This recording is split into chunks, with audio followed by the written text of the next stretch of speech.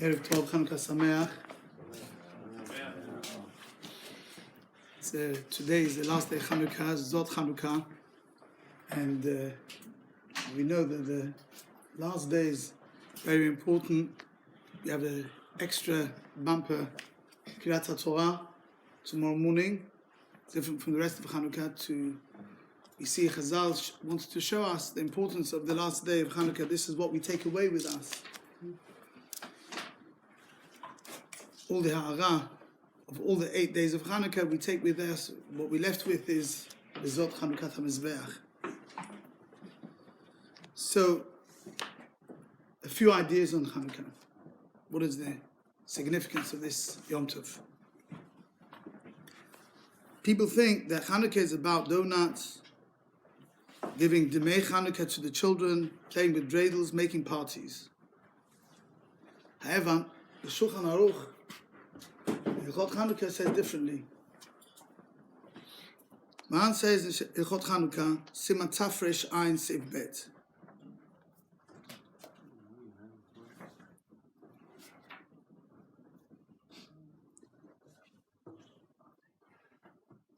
ריבוי הסעודות שמרבים בהם הם סעודות הרשות שלא קבעו למשתה ושמחה. Extra meals that one makes on Hanukkah is not Seudat Mitzvah, it's Seudat Reshut. Because Chachamim do not make it days of Mishteh v'Simcha, of eating and drinking and celebrating and making parties. It's different from Purim. Purim Adrabah. Purim is a day of Mishteh v'Simcha. As it says in the Megillah. That's how we know Hegel Purim. Hanukkah is different.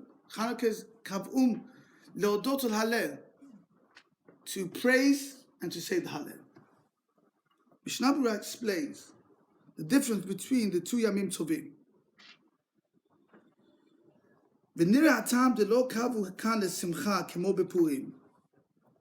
reason why Chazal never made Simcha on Hanukkah like in Purim, כי בפורים היה גזירה להשמיד ולהרוג את הגופות שביצעו משתה בשמחה ולא את הנפשות. Because Purim, the Gezera of Haman was to destroy their bodies, not the neshama. שאפילו המיעו דעתם חס ושלום, לא היה מקבל אותם. Even if they would agree to convert, he wouldn't have accepted them. לכך כשצילם הקדוש ברוך הוא ממנו, קרבו להעלות שבחו יתברך גם כן על ידי משתה ושמחה. Therefore, when Hashem saved them from the decree of Haman, the Chachamim made the decree, made the tzakana that we should celebrate with our bodies through mishteh v'simcha, because the Gezera was on our bodies. מה שאין כן במעשה Antiochus, שלא גזר עליהם להרוג ולהשמיד, but in the time of the Yavan, Hashmonai, מעשה Antiochus, the Gezera was not to be destroyed, רק צרות ושמדות כדי להעמיד עצם, was in order to influence them to go away from their religion. כמו שאנו אומרים להשכיחם תורתך ולהעבירם מעל חוקי רצונך. Like we say in the Hellenists, that they wanted לשכחם תורתך. They wanted to make them forget your Torah. ולהעבירם מחוקי רצונך, and to remove from them your mitzvot. ואם היו ישראל מכנים להם להיות כיבושים תחת ידם ולהעלות להם מס וחוזרים לאמונתם חס ושלום, לא היו מבקשים יותר. And if Klal Yisrael would have accepted to follow their religion, they wouldn't have asked anything more. They would have been fine with it. But HaKadosh Baruch Hu helped that we were successful to conquer them. Therefore they made, since the Gezerah was on the neshama and not on the bodies, they never made any simcha for the body. They made a simcha for the neshama.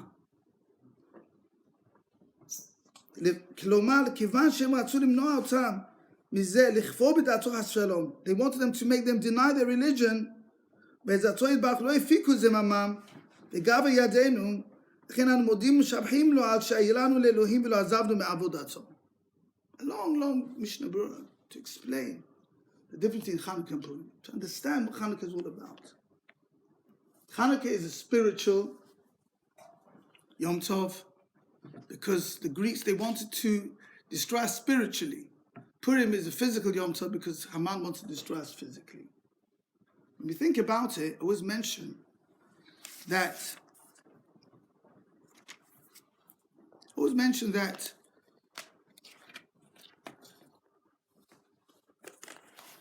there's two Yamim Tovim midrabanan, Hanukkah and Purim.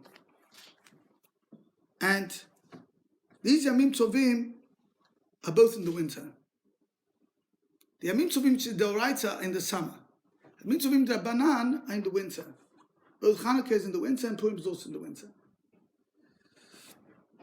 And therefore, we have these two Yamim Tovim, which is like an Av. There's many other cases during our history when there was oppression on Klal Yisrael. But these two were what Chazal pointed out, and they are the Av for all the other ones.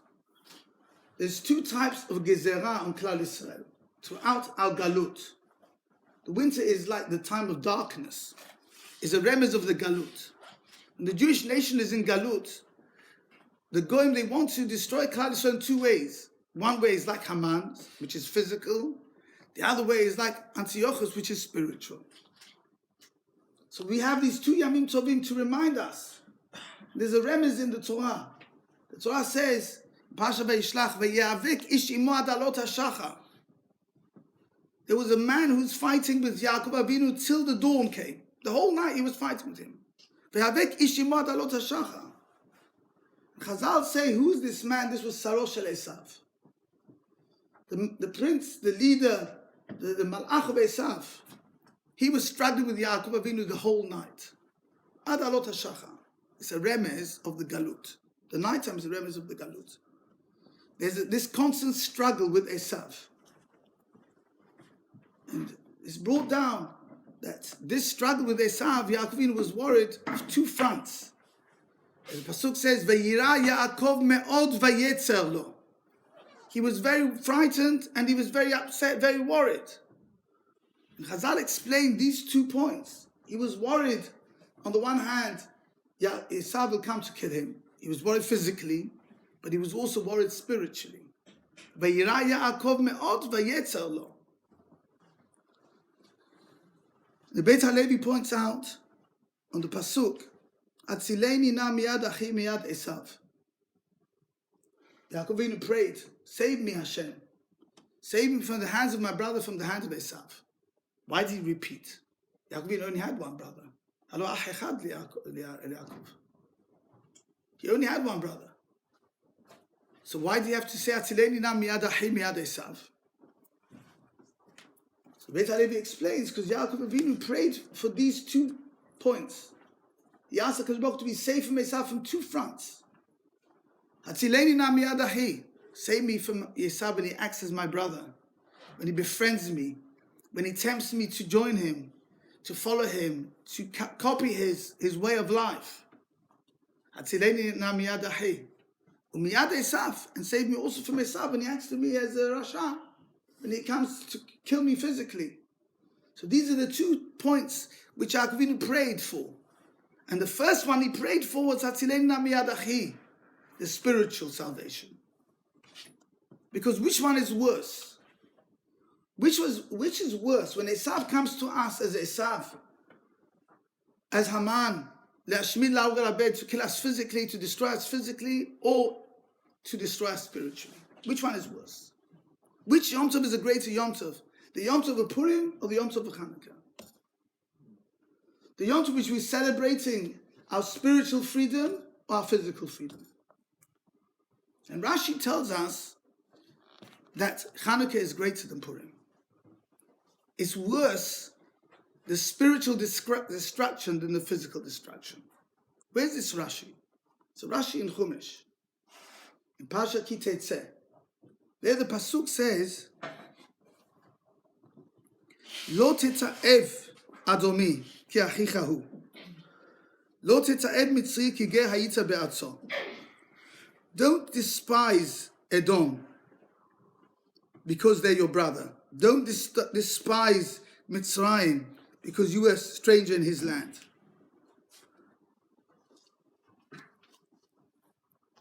The 3rd generation of converts from Edom or from Mitzrayim, they can marry into the Jewish people, the third generation converts. So Rashi says on this pasuk, Lo tita'eb adomi, ava b'shira'u lecha leta'avo. Even though you would have thought that you should despise him, she'atza b'chereb likratecha. When they were passing the country of Edom, it says, Vayitze Edom likrato be'am kabed v'yad chazaka. Edom came out with his sword to fight against Klal Yisrael. They shouldn't go anywhere near his land. Lo tetay Mitzri api shezarak zechurehem le'or. Don't despise Mitzrayim, even though they threw your children, even though you'd have thought they should despise them, because they threw your firstborns they threw all your males into the river.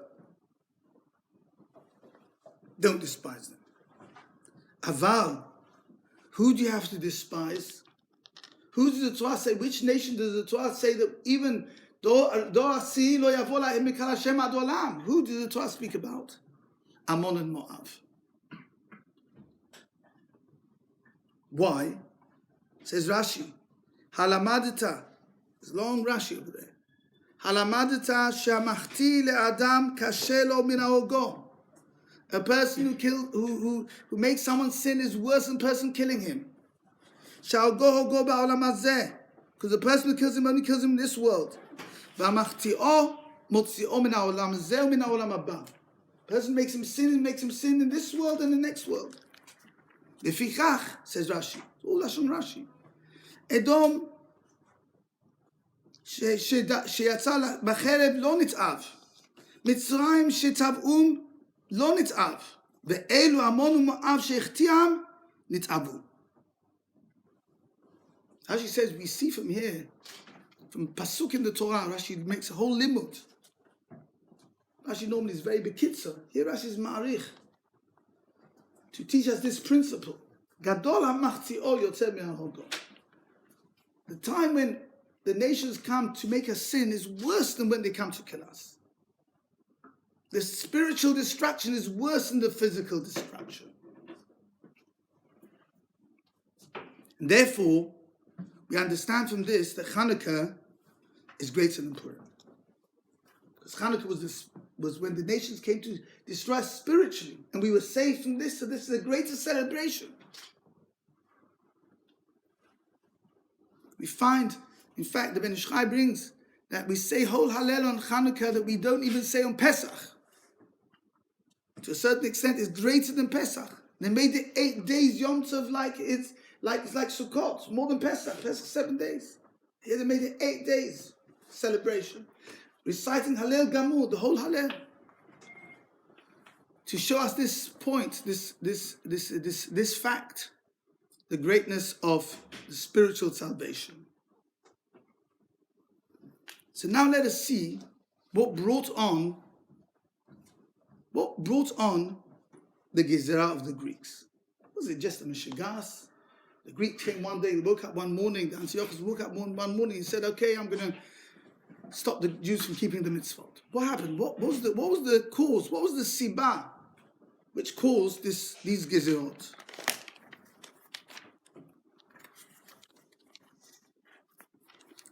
So it's brought down by a Brevda in his book Leodot al-Hallel. He quotes the Gemara Masechet Megillah Daf Yud Aleph Amud Aleph. The Gemara there brings down a pasuk which we say every morning. Pasuk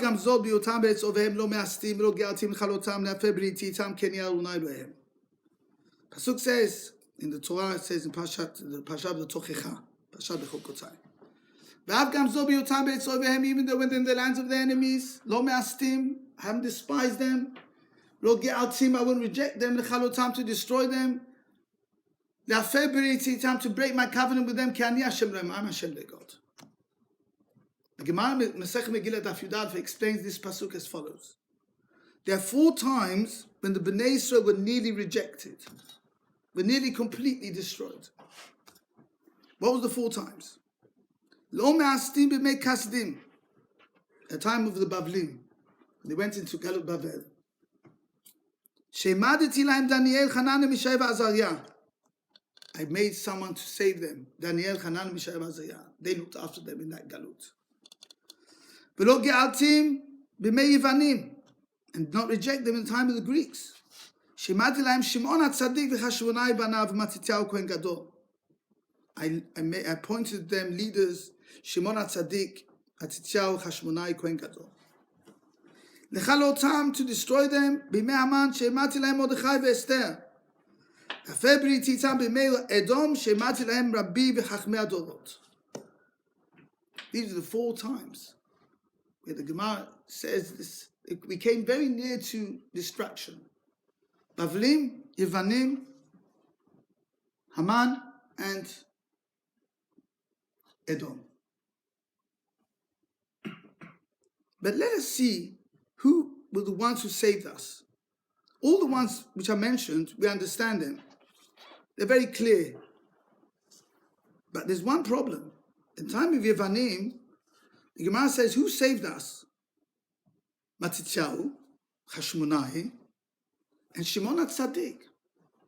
You never heard Shimon HaTzadik saved us at the time of the Greeks. What did Shimon HaTzadik do for us at the time of the Greeks? But that's what the Gemara says. Shimon HaTzadik was one of the people who was put as a pair with Matityahu. What did he do?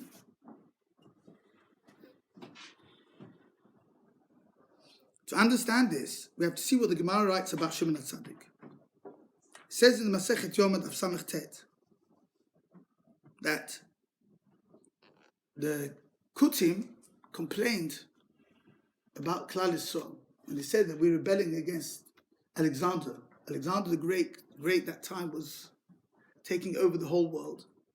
The Kutim they complained about us, so that we're rebelling against him.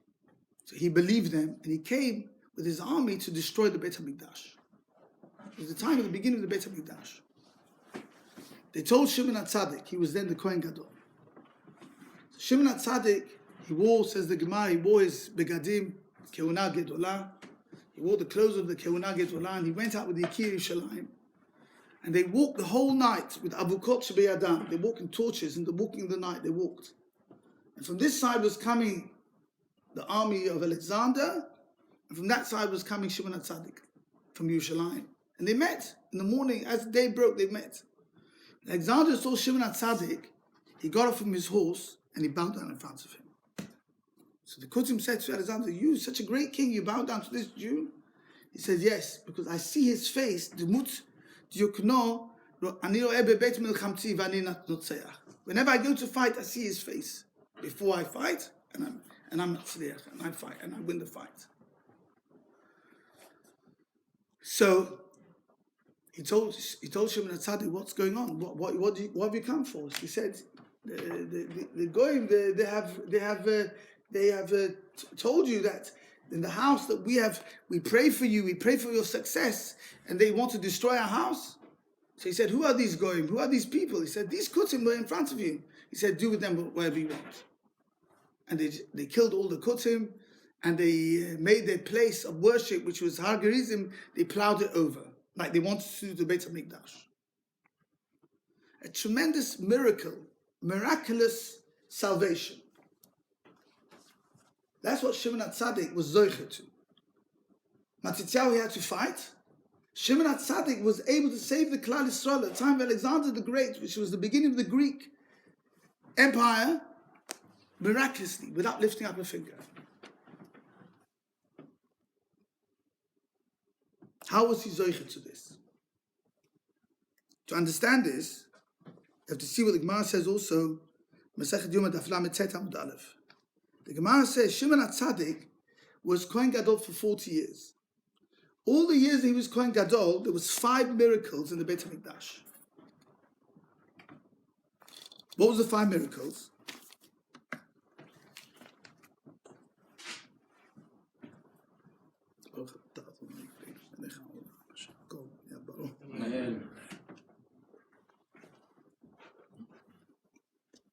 What were the 5 miracles in the Beit HaMikdash?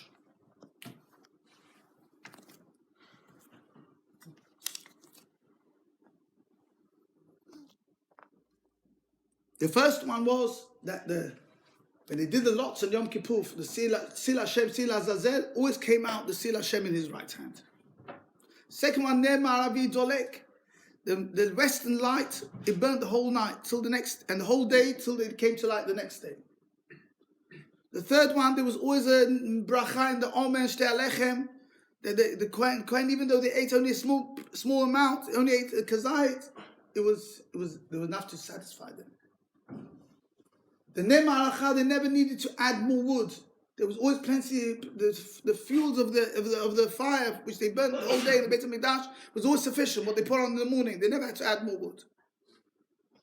So these were the miracles that happened the whole time. And also the fifth one was the string which they put, the red string which they put around the neck of the Sila Azazel always turned to white. The Gemara says after Shimon HaTzadik died, sometimes it did, sometimes it didn't. Sometimes these miracles happened, sometimes the miracle didn't happen. I knew that during Shimon HaTzadik's reign, during Shimon HaTzadik's lifetime, when he was Kohen Gadol, there was a Hanukkah Nisit. It was a miraculous Hanukkah. Why were they zoicher to this Hanukkah Nisit? Why were they zoicher to these miracles? So Brevda explains that at the time of Shimon HaTzadik started the Greek culture to spread. They didn't force them to embrace it, but they wanted them to embrace it by themselves, to see the beauty of the Greek way of life. What was the Greek way of life? There's three chazalim that he brings over here, which are very, very important to know. The Ramban says, first of all, in Pasha Vayikra, he talks about Aristotle, who was the father of Western philosophy. That's when he started living. That's when he was, time of Shimon HaTzadik. He says, "Hamitchakmin b'teva nimshachim acha Yevani, asher chish kol davar zulati hamugash lo." He says, this Yevani, doesn't even call him by name, Aristotle, that he denied everything except what he could understand. והגיש דעתו לחשוב הוא ותלמידיו הרשעים כי כל עניין שלא השיג אליו הוא בסברתו איננו אמת. And he says he was so proud, and in his pride he felt that anything which he could not fathom, he could not understand, doesn't exist. It's not true. That was the Greek philosophy. The Greek philosophy was their reason. What we see, that's what we believe in. The Rosh explains in the Teshuvah that Chokhmat HaPhilosophia v'Chokhmat HaTorah enam al derech echad. The Chokhmah of philosophy and Chokhmah of Torah is not the same path. Chokhmat HaTorah Kabbalah leMoshe miSinai afilu she'en advarim nimshachim achar Chokhmat HaTeva. Anu holchim al pi HaKabbalah. Torah is a Kabbalah, meaning it is, we have a Masorah, we have a tradition. Kabbalah min Moshe miSinai. So even though it doesn't seem to fit in with the natural Teva, with the natural science, we follow what's written, what's the Kabbalah. אבל חוכמת הפילוסופיה הוא טבעית, והחכמים גדולים היו, והעמידו כל דבר על טבעו, והצליחו לכפור בתורת משה רבנו. And they denied the Torah of Moshe Rabbeinu, לפי שאין כל התורה טבעית אלא קבלה. The Rivash writes in the Teshuvah, חכמי הטבע בסביהם שאין ידיעה שלמה רק עוצה שהיא מצד החקירה. Only something which they understand from their own logic and from their own understanding, that's what's true. לא מצד הקבלה, ואנחנו מקבלי האמת. We have received the truth. דעתנו שהתורה שלנו שלמה, our perfect Torah שבאה אלינו במעמד הסיני מפי הגבורה באמצעות אדון הנביאים, היא למעלה מן הכל. It's higher than all understandings. וכל חקירתם אפס ותוהו לארכה. All the rationalizations all their understandings, Efes v'tor keneged the Chokhmat Torah. That is the true Chokhmah. Because we have to understand that our seichel is limited. We cannot fathom. Only the Torah, which is divine, is telling us the truths, the divine truths, where only the Rebbeinu knows because he is divine. So they attempted to influence us with their wisdom. But Shimon HaTzadik, who was the Gadol Adon and the Kohen Gadol at that time, he saw the tremendous danger of this new culture.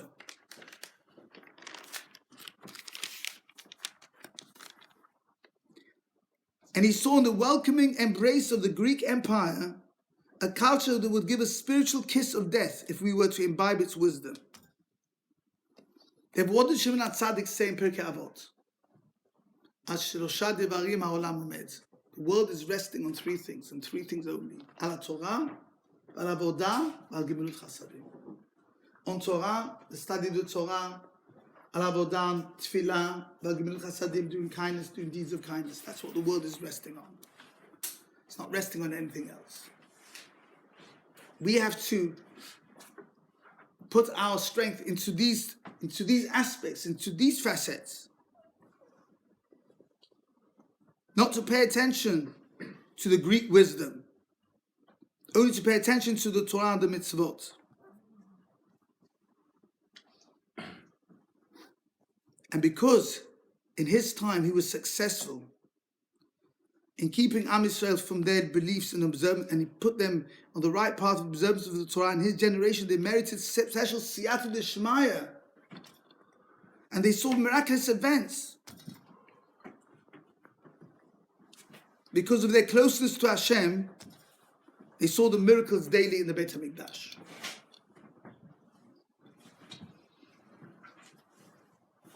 So that is the Indian of the miracles that was in time of Shimon HaTzadik.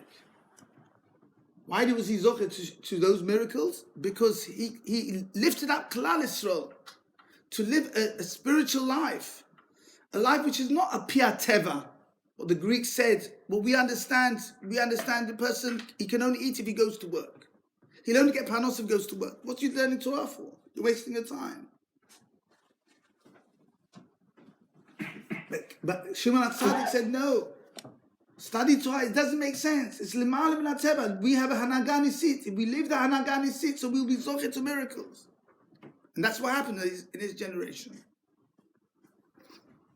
Therefore, when it came to destroy the Beit HaMikdash, we did not require to fight.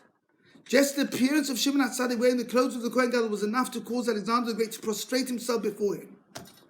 The Kedusha of the Torah, which is Lemala Min HaTeva, was able to subdue the Baalei Chokhmat HaTeva. For this reason, Shimon HaTzadik is counted alongside the Hashmonaim because he merited his generation to keep a high level, not to be influenced from the Greeks. However, after the lifetime of Shimon HaTzadik, the Greek influence became more pronounced. They started being influenced by the chokhmah of the Greeks to follow the derech hateva. They still learned Torah, they still kept the mitzvot, but they were preoccupied with the worry of their livelihood. So the person who lives al pi derech hateva, he's got always this worry: how am I going to survive? Al pi teva, how am I going to find my parnosa? Therefore, his actions were governed by the thought: what can I gain from this? But they became more materialistic. Serving Hashem were inconvenient, and consequently, the miracles in the Beit HaMikdash stopped. Who was the leader who took over after Shimon HaTzadik? In the Pirkei Avot is written, Antignos Yisocho kibel mishimon HaTzadik, hu haya omer, Al tiyu ka'avadim hamshamshim darav al manat lekabel pras. He wanted to put in front of them he wants to say something to people of his generation.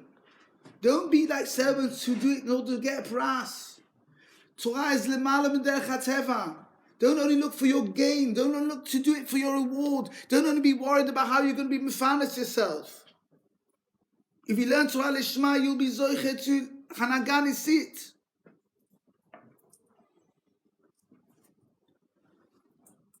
However, despite Antiochus, in the course of time, the Jewish community went down to a level even worse than this, where they started ignoring and being lax in keeping Torah mitzvot. What's called Itzrashlut ba'avodat HaKodesh. The Bach brings in the name Maram Rothenburg in the tool, on the tool. Ika Gezera hayta al shehitrashlu ba'avodah. V'alken hayta Gezera levatel mehem ha'avodah. The main hitrashlu was by the Kohanim in the Beit HaMikdash. The Kohanim were mitrash in the Beit HaMikdash, in the service of the Beit HaMikdash. And therefore the Greeks had the power. They were able to come inside the Beit HaMikdash and be metamed the temple and cause havoc in the Beit HaMikdash.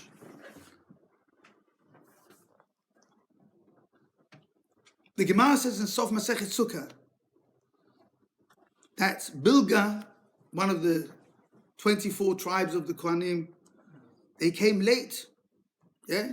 Shaul Lavo. They came late for the Mishma. And the next Mishma had to take their place. They came late. They were lazy. The Gemara also brings down one of the daughters, Miriam Bat Bilga. She married her. Kemira Data. She converted to the Greek religion, and she married a Sardiot Echad Me'Yavan. She married one of the soldiers of Yavan, and she kicked the Beit HaMikdash. She kicked the Mizbeach with her shoes, and she said, "Lucas, Lucas." עד מתי אתה אוכל את ממונם של ישראל ואין אתה עומד להם בשעת צרתם, בשעת הדחק. So these are from the family of the Kohanim. Anyway, you'll say anyone can have a child which goes off. It can happen. Why do you castigate the whole of Kohanim? The Gemara says, "Shuta di yinuka avur me'imeh." A child says what he hears from his father and mother. She must have heard from home that her parents said, well, look at what we're doing. We're doing the avodah, but it's no point. Look, we're not gaining anything. We're only getting, the Greeks are getting stronger, we're getting weaker. Nothing's happening. So the Kohanim were mitrashel ba'avodah. And Brevda says, that for all the decrees you see from this Bach, from this Maram Rothenburg, that the decrees were midah keneged midah.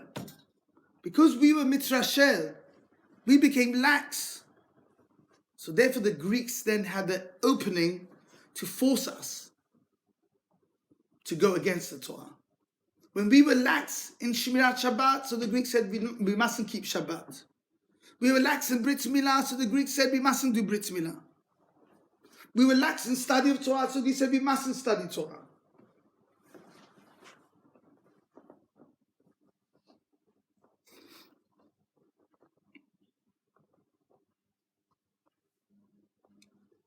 Rav Shamshon Rafal Hirsch, Rabbeinu Rav Shamshon Rafal Hirsch, or the Imremet, they came to him and they said, "What do you say about Torah and Derech Eretz?"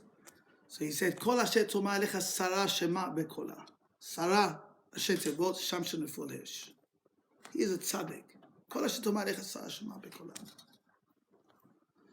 Rabbeinu Shamshon Rafal Hirsch writes in Collective Writings, Volume 2, page 193. He describes how the Kohanim asked to establish a Greek stadium in Yerushalayim next to the temple. They persuaded the people to adopt Greek customs. Near the temple there was a sports arena. The movement towards Hellenism became so strong that even the priests no longer concerned themselves with the service of the altar. Instead, they neglected the sacrifice and ran out to participate in the sports performances. In page 195, he writes the following words: "For you must note This revolt was not one provoked from without. It was not consequence of Antiochus' wild attack on Judaism. This revolt of the Jewish teachers of God's law and the upper classes of the society in Judea were voluntary. It preceded the frenzy of the king. It was strictly speaking the cause of the real origin of the subsequent fanatical anti-Jewish outbreak. When we see Gezerot made by the Goyim, Islam, it's just the Goyim got a juk in their head to make Gezerot on Jewish people. Says the Bach, it says of Shamshon, they've only got a koyach on the Jewish people. We give them the opening. If they see a chink, if they see that we're quite happy to do without the Torah mitzvot, Hashem sends the Goyim to mevatel us. Not in his wildest dreams would it have occurred to Antiochus to convert Jews from Judaism to Greek culture, had not Jews and priests of Jewry disclosed to him that Judaism no longer held a first place in their hearts, that they were only waiting for the royal command to place Zeus on the altar of the eternal, and that the common people could easily be lured into the other camp. If the Greeks saw, as in time of Shimon HaTzadik, there was a war, Klal Yisrael, we were aduk to Torah and mitzvot, they would have left us alone. They might have respected us, but they knew there's nothing to say, there's nothing to talk about. There's no havamin, even that we'll be tempted, we'll be willing to sacrifice our religion. But Berega, when they see by the Jewish people themselves that they're only waiting for the royal command to tell them not to keep the Torah mitzvot, and they will step in and they will make gezerot on Klal Yisrael. And Shamshon Raphael Hirsch writes the same thing happened in his time, in his day, in the 1800s. It required in the 19th century priests and disciples to set the spectacle of disloyal Jews before the eyes of princes and people before any statesman conceived the idea of reforming Jewry by means of decrees and legal measures. The German government, they tried to put various laws to reform Jewry. So he said the only reason how they did it is because they saw the Jewish people themselves were acting that way. It is only natural. Respect yourselves, respect your past, respect your own sanctuary, and you will see that whatever opinion is held of you, respect will not be denied you. But if you do not respect yourself, how can you demand a stranger shall respect you? Dr. Shamshon. If we don't respect our own religion ourselves, how can we expect the Goyim to respect our religion? How can we afterwards turn to them and say, why are you doing this to us? Why are you decreeing against us not to keep Shabbat? Are you so worried about Shabbat? Is Shabbat so important for you? Why are you decreeing us not to study the Torah? Is the Torah study so important to you?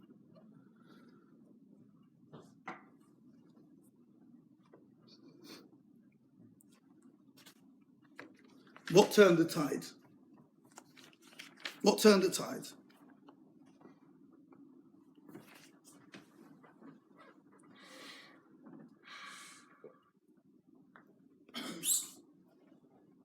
Says the Bach, וכשחזו בתשובה למסור נפשם על עבודה, הושיעם השם על ידי הכהנים עובדי העבודה בבית השם. על כן נעשה נס בנרות תחת אשר הארו נפשם למות על קיום העבודה. When this family, חשבונאי בניו,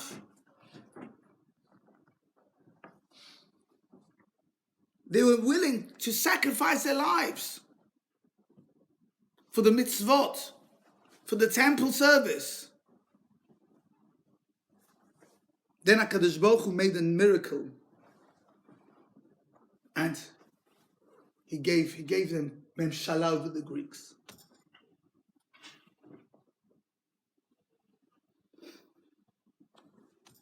And they went into the temple. They found only one jug of oil, which has still the stamp of the Kohen Gadol. A miracle happened, and it burnt for 8 days. They only had enough oil to last for one day and burn for 8 days. So Rav Shamshon, what is the limit from this? Though the rage against Jewry with fanatical frenzy, though right and left thousands and hundreds of thousands fall away in betrayal of Jewry, nevertheless, so long as they haven't trampled out the existence of the last spark of Judaism in the heart of the last Jew in the last Jewish village, one little crucible of oil imprinted with the high priest's seal is sufficient to become the salvation of the entire sanctuary. It didn't need a whole nation to do teshuvah. It needed one family. It needed one pure jug of oil.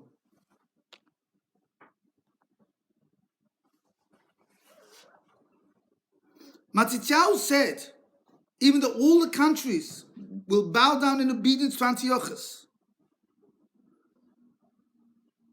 even if every man will forsake the land of his fathers and assent to the king's command, even then, I and my sons and brothers will not forsake the law of our fathers. That was the Mesirut Nefesh of Matityahu. And that brought upon the whole Ma'afecha and all the miracles of Hanukkah, and this is what we have Hanukkah till this day. So when we are celebrating Hanukkah today, what are we celebrating, says Reb Shamshon Refuel Hirsch? We're celebrating to know, number one, when the Greeks or any other goy make decrees against Klal Yisrael, who is responsible for it? We are responsible. If we were strong in our service of HaKadosh Baruch Hu, no nation would make decrees against us. They would know it's a waste of time. They wouldn't even try. They wouldn't even bother. It's only when they see they have the opportunity, because we give them the opportunity by showing them that the Torah mitzvot are not important in our eyes.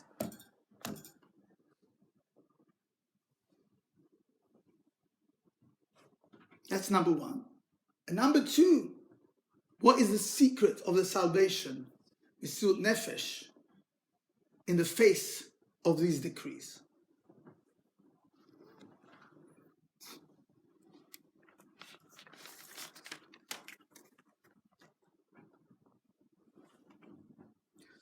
I mentioned on Shabbat, some people weren't here, Pasha Miketz always falls on Hanukkah.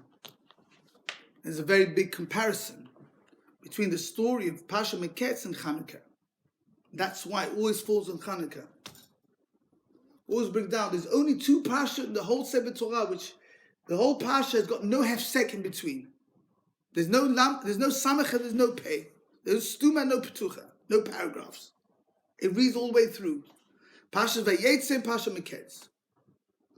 Pasha Vayetze is talking about the galut of Yaakov Avinu.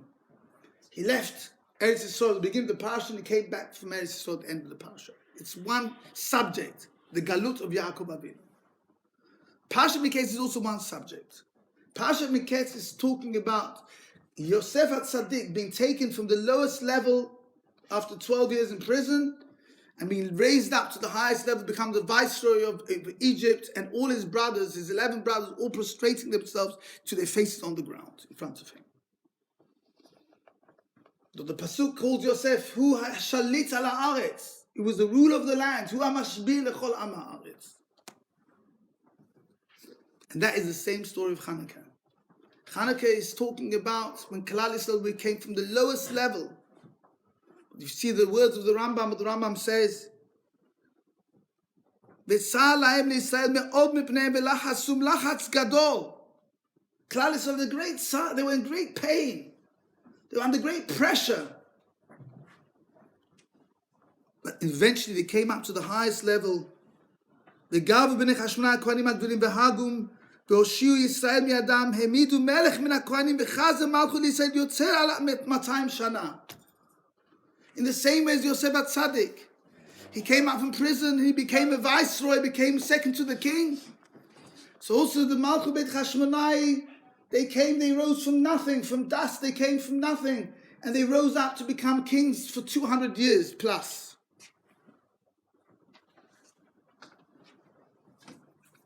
So what is the trick? What is the secret that a person will be raised up to become a melech?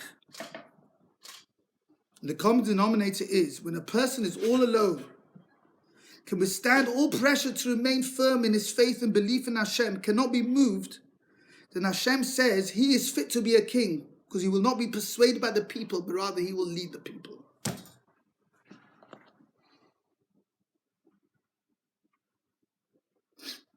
A person who's wishy-washy can't be a king. A king has to be a leader. He has to be a ruler. He mustn't be led, he has to lead. If a person's persuaded, he hasn't got firm convictions, can't be a ruler. Yosef was alone. No father, no mother, no brother, no sisters. By himself in Mitzrayim. Yet he remains strong in his Avodat Hashem. Hashem Shamayim Shagu Befiv. Ha'elohim Ya'aneh Shalom Paro. Can you imagine? Comes out after 12 years of prison. He's brought in front of the king, ruler of the vast Egyptian empire. A little bit of humility, a little bit of being worried what he says, how he says it. No, Yosef says straight away, Ha'elohim Ya'aneh Shalom Paro. There's a God and God will tell you what. The same thing with the Hashmonai. The Hashmonai, same thing. They were only one family, a small comets. Everyone around them were bound down to the Greeks, were willing to forsake the religion of their fathers, or to find favor with the new Greek empire. This family said, no, we're not going to be moved from our faith, from our beliefs. Hashem elevated them to become kings. So let us come now to our time. Let's come now to our day. We have a Gezera on our hands. What's the Gezera? Ofsted. I don't know if you know what that means. It's the education in England. There's a whole system of education now in England which is run by what's called Ofsted. And they have various requirements of all the schools in England that they have to fulfill those requirements in order to be authorized to act as a school. It doesn't matter whether you're getting money from the government or you're not getting money from the government. These are basic requirements that every school has to fulfill. So Ofsted, because there's lots of extremism from the Muslim community, so the British are very worried, and they want to try and push what they call fundamental British values in the community, in the schools, that the children should be taught these British values. You know what these British values include, which the schools have to all promote? Tolerance of gender reassignment, civil partnerships, sexual orientation. I'm not going to go into the understanding. It means to promote and to explain to the children to behave in a free way, in a permissive way, and to respect people who do such a thing, to let them understand that this is also acceptable. But the Jewish schools, they don't want to teach this. They have a problem because the faith schools, they don't want to teach this. So they're trying, and they always saying that, you know, they slowly, they're making problems for the schools. It's a big Gezera. So who's responsible for this Gezera? Where does Gezera come from? A Gezera which never was. Faith schools, they were left alone. You take money from the government, there's certain criteria. Don't take money from the government. What do they care? What are you teaching? You're teaching them to be decent human beings. You're not teaching them to do anything wrong. You're not teaching them to steal, not teaching them to kill. We're teaching them but you're not promoting these what they call fundamental British values of tolerance. Where does it come from? We are responsible ourselves. The chief rabbi, he is very worried about this situation in the schools. And he has come out and he has spoken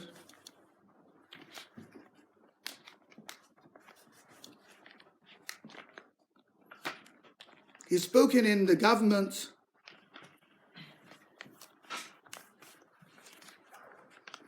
where he said that these they're trying to promote British values of tolerance, which are becoming things which are intolerance for the faith schools. They're using that standard as a stick against the faith schools. So your tolerance for everyone else, but you're not tolerating the faith schools. You're not tolerating other religions. And that's what he said to them in a meeting. There was a big meeting, and that's what he said, which quite rightly so. He's trying to stand up, and he says that he's worried that the government is not promoting religion. They see religion as a problem rather than religion as a good thing. Chief Rabbi told them it's a problem. But who caused this problem? We caused it ourselves. I'll tell you how we caused it ourselves. There is a building down the road, about 1 mile outside Golders Green, called JW3. And this building is a Jewish organization which was opened in October 2013. It finds itself as London's flagship Jewish community centre, targeting all members of the Jewish community. Sure. This year, in March, it decided to have a program for 2 weeks, which they call that program Gay W3. Because the name of the building is JW3. So they changed it to Gay W3. It had a big banner outside stating, celebrating the best of the gay culture from Monday 27th February to Sunday 12th of March. Sunday 12th of March was Purim. So the end of the 2 weeks culminated in Purim Day.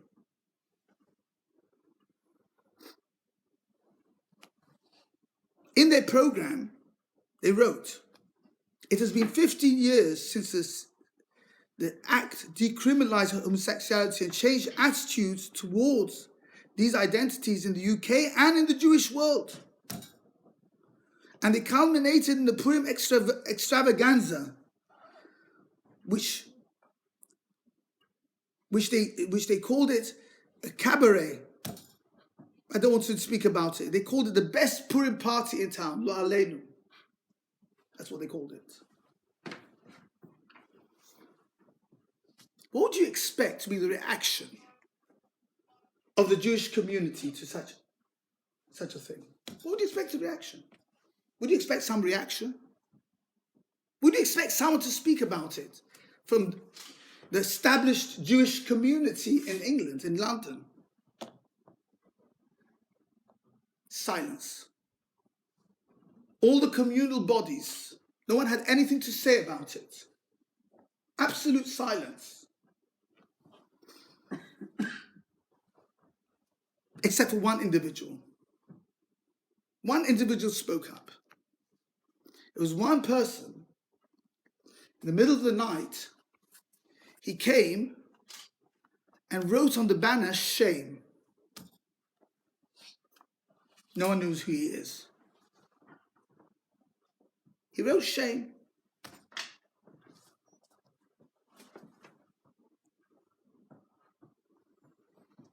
What was the reaction to that?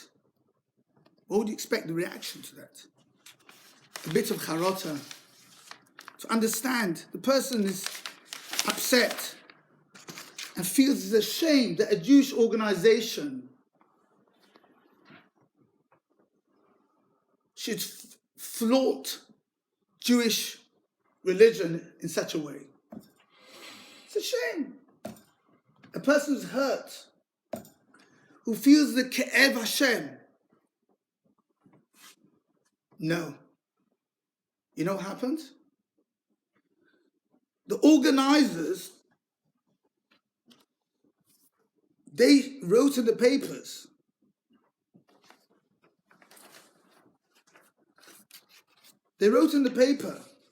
that he was saddened and disgusted by the incident. And they changed the word shame to unashamed. They're not shamed. They did it themselves. The CEO of this organization changed it with himself. He took a paintbrush and he said, I hanged the paintbrush and some paint and led by example, and he wrote unashamed. No. Maybe we should have some reaction now from the established rabbinate. Yes, there's a reaction now. The chief rabbi writes.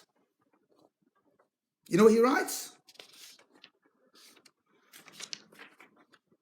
He has strongly condemned the homophobic vandalism of a banner at the James and describing it as unacceptable.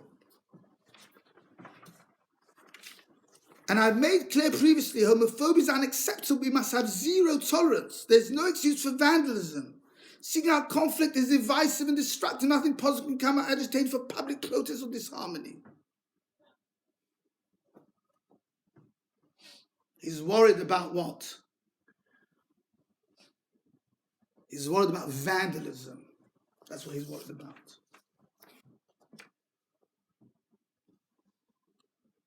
Is this person a vandal? Is this person trying to be homophobic?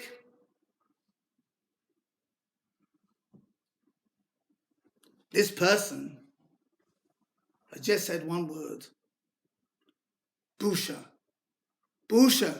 It's a shame for a Jewish organization to do this. He's not a vandal.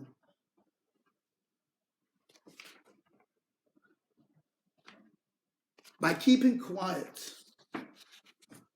about the incidents and what is going on in this building, the chief rabbi has lent his passive support to the JWC and their activities.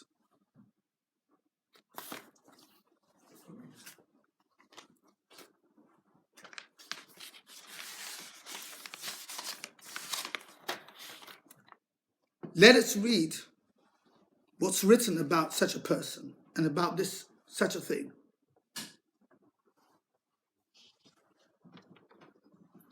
To lend active or passive support to institutions that officially condone or encourage homosexual activities is tantamount to a denial or defiance of the word of God. Who wrote that? Some Kanoi? Who wrote that? Rabbi Chaim Rappaport, in the authentic view, endorsed by Lord Jonathan Sachs. Let me read it out to you again. To lend active or passive support to institutions that officially condone or encourage homosexual activities is tantamount to a denial or defiance of the word of God. This institution is encouraging homosexual activity. That's for sure. It's not just condoning it, it's encouraging it. The chief rabbi has lent passive support to this institution.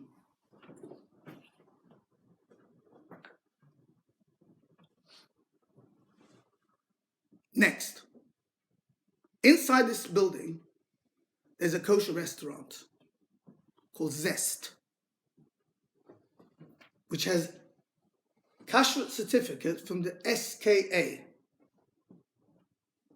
Spanish and Portuguese Bethdin, have authorized the kashrus. By them giving the kashrus to such an institution, they are actively lending active support to this institution. Not passive support, but active support.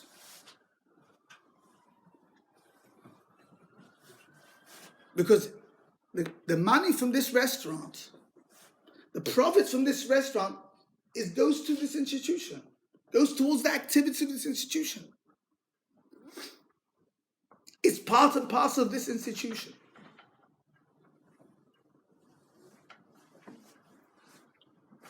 So you can imagine how much this kashrus is worth.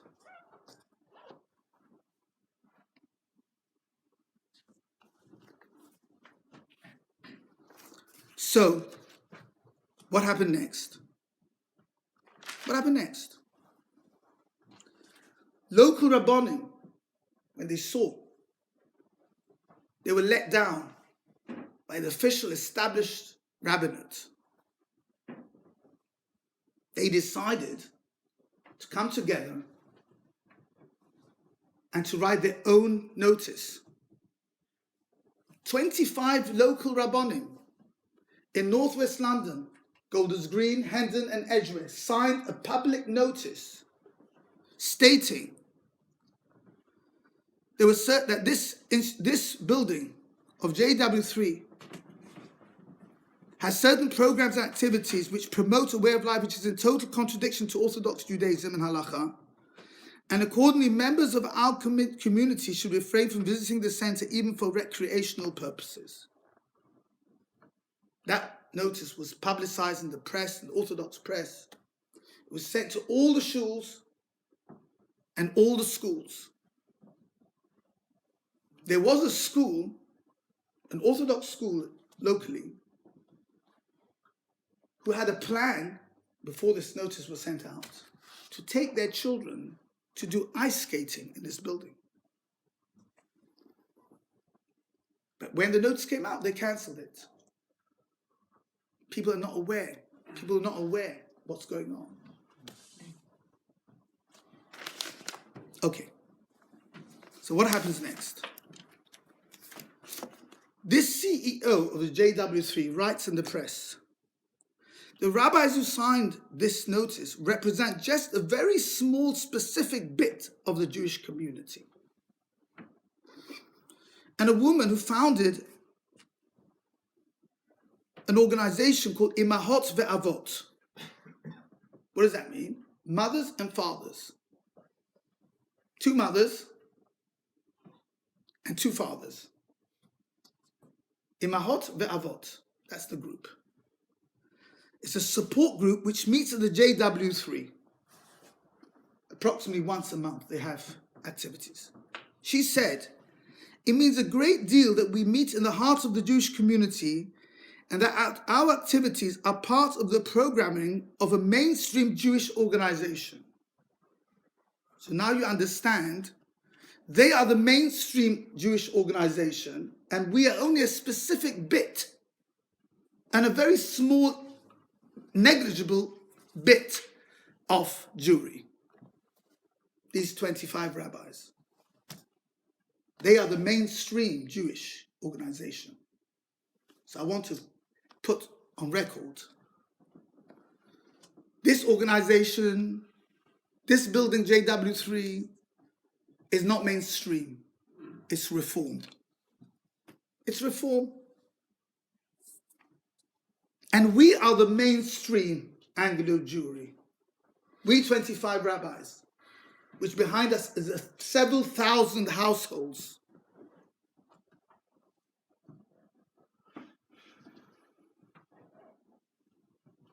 And when the SKA give till this very time a kashrut certificate, they are giving a kashrut certificate to a reform organization. Next, there's someone called Michael Goldstein. Does anyone know him? Never heard of him? I also don't know him. I'll tell you about him. He is the new president of the United Synagogue. United Synagogue embraces 25,000 plus households, making British Jewry's largest organization. He is now the lay head of that organization since a few months ago. What was this Michael Goldstein's position, communal position, before he became president of the United Synagogue? Do you want to know? He was chairman of the JW3. Chairman. When they made all these activities in March, he was the chairman, he was the boss of the JW3. This is not secret, Rabotai. This is not, I'm not telling you things which are hidden. It's all begalui. He's given an open, exclusive interview in the Jewish Chronicle a few days ago.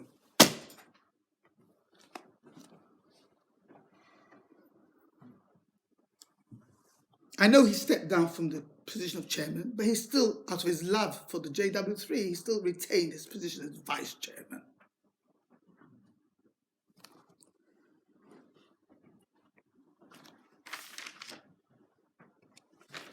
Listen what he says in his interview. The JW3 has proved an amazing institution. I'm very proud of it. I think it's added great value to the community. Maybe to the Reform community, yes. When they asked him about the attack from some right-wing rabbis, he says, I don't understand why they choose to behave like this. Can you imagine? The president of the United Synagogue doesn't even understand why 25 rabbis should inform their constituents not to attend a Reform organization.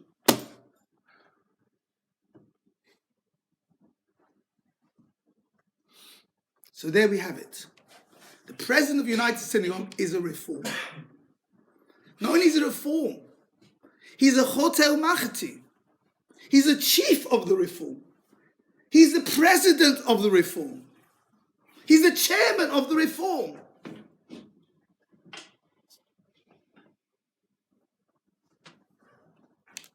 So now you have it. Why this complete silence by Chief Rabbi Mervis and the Dayanim of the United Synagogue? It explains everything. Let's go further. I have to bring again, unfortunately, I didn't want to do this, but to bring up the question of Rabbi Dweck.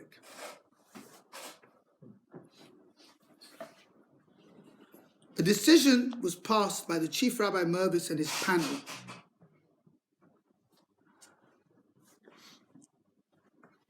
that Rabbi Dweck can remain the senior rabbi of the Spanish and Portuguese.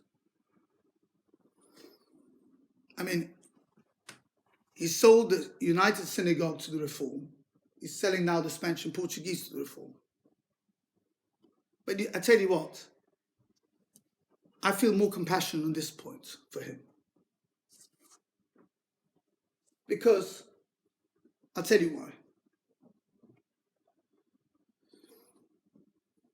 He was in a very difficult position. He wants to make peace in the community. So what did he do? Very cleverly. What did he do? He removed Rabbi Dweck from acting as a dayan on the Spanish and Portuguese. So that way, when it comes to divorce, mamzerut, gerut, he's not involved. He removed him from the kashrus authority. So that way, when it comes to the chickens, he's not involved.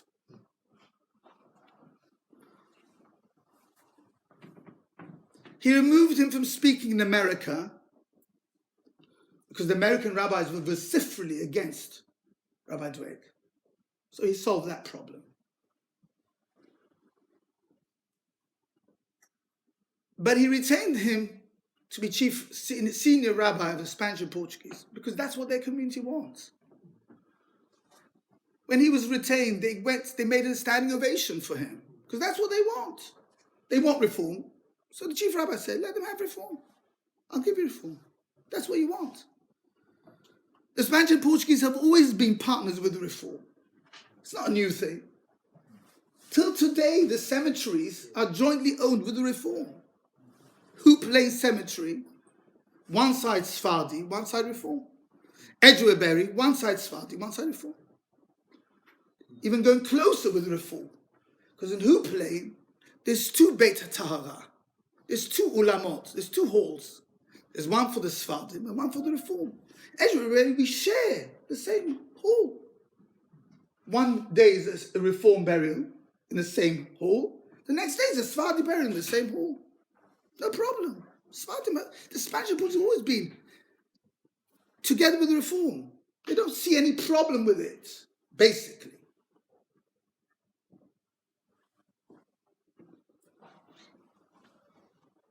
It's what's called הנאהבים והנעימים בחייהם ומוצאם לא נפרדו. Beloved when they're alive, and they don't separate even in death. So give them. That's what they want. Give it to them. But he said that he's not allowed to give any lecture of halachic or hashkafic content without a review by someone from the panel. So what does that mean? What does that mean? Have you heard of a lecture which doesn't contain halachic or hashkafic content? Basically, it means that every one of his lectures have to be reviewed first. So what does that mean? Is that a rabbi? A rabbi who has every one of his talks has to be reviewed by someone else first. That's a rabbi? It means you can't trust that person. You can't trust him to say anything from his mouth. Basically, he's telling the whole world, the panel, the chief rabbi, he's telling the whole world, this rabbi, the Spanish and Portuguese want him, let them have him. He's not worth anything. If a rabbi requires every one of his lectures to be reviewed prior to saying it, it's a joke.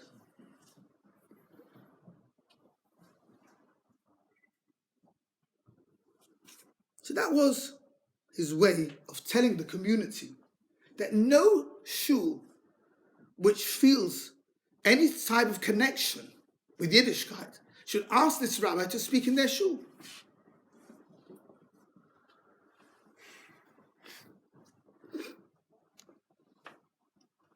In any case, if a person cannot be trusted, even if whatever he says is 100% kosher, we can't go to listen to that lecture. Because once it's a story with the Briskerov, a maskil came to the Briskerov and he asked him for a haskama to one of his books. So Briskerov said, I'm sorry, I can't give it to you. He said, but Rebbe, he said, whatever I write in the books, all from authentic sources, all from Torah sources, from the Abarbanel, from Rashi, from the Ramban. He said, yes, when you cook kosher meat in a treif pot, it's treif. So kosher food might come out from him, but the pot is treif. Because Chazal already told us, כי שפתי כהן ישמעו דעת בתורה יבקשו מפיו כמלאך אדוני צבאות הוא. אם הרב דומה למלאך יבקש תורה מפיו, ואם לאו לא יבקש תורה מפיו. It's not just the words that he says. It's an neshama that he puts inside it. So, it was very clever. So why am I speaking about it? Why did I keep quiet till now? Because that's where I understood. It's a clever diplomatic way of giving the Spanish speakers what they want and keeping the rest of the community away from him. But something has happened recently which has changed all this.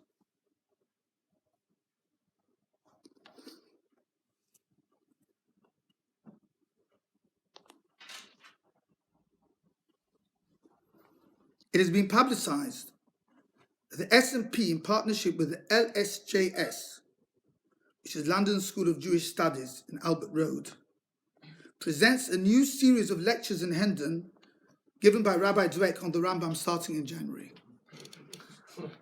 You see what's happening? is trying to get in through the back door. No community, no rabbi, no community have accepted him and want him to speak in their community in Henton on Golders Green. But he's determined to get in somehow. It's not enough for him to speak in Spanish and Portuguese, no.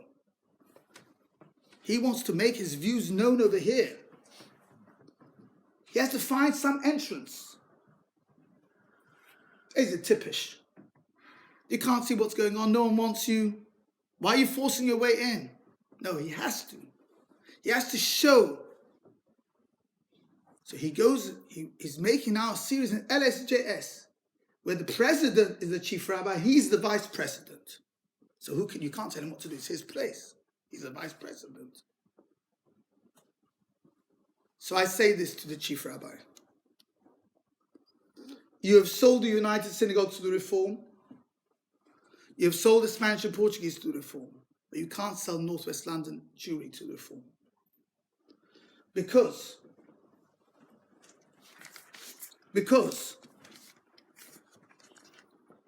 whatever is included by this panel, whatever their motivation is, we are no doubt of the veracity of our own conclusions, which are, there are grave allegations concerning Rabbi Dweck that he is not fit to serve as a rabbi at all and has leaning to reform.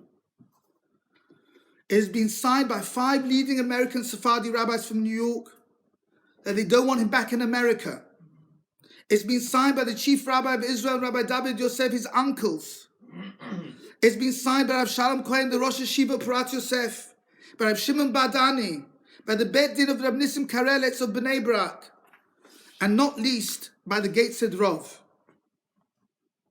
And also verbally told to us personally by Chacham Yaakov Hillel that if this person, he will give lectures in our area, he will undo in a few short months what we have done in 30 years. It's very easy to break. It's very hard to build. So,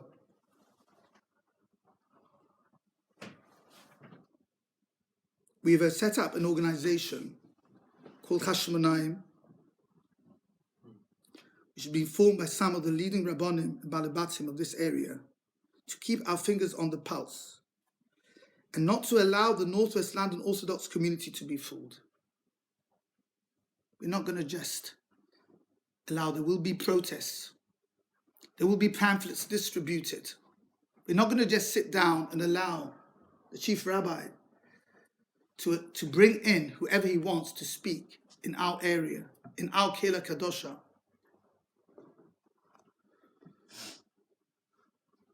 And this is what I say is a limud of Hanukkah. This is what Hanukkah is all about. Hanukkah is a time of Gezera, when there was Gezerot. As Reb Shamshon writes, who calls the Gezerot? We ourselves. How can the chief rabbi stand up and negotiate on our behalf with Ofsted when he hasn't negotiated with his own people? When it comes in his own Jewry, the same acts, promoting these subjects, he doesn't say a thing. And he's going to tell Ofsted? Achucha utlula.